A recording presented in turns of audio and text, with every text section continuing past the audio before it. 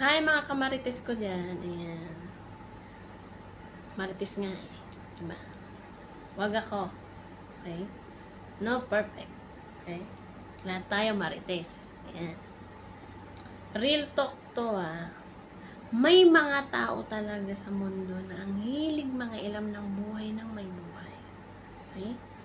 Ikichismis ka niya, siraan ka niya sa iba.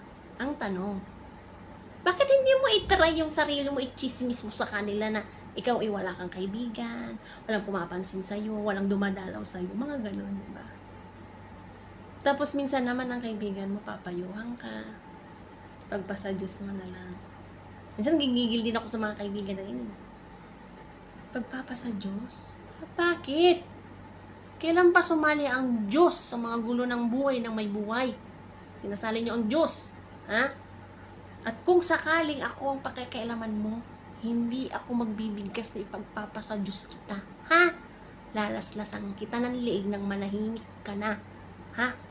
Ganon. Ganon ang gagawin ko sa'yo. Ha? Hindi kita ipagpapasa Diyos. No. Lalaslasang kita ng liig. Ha? Buti na lang, hindi mo ako dinadamay sa mga ganyan. Ha? Swerte ka. Ha?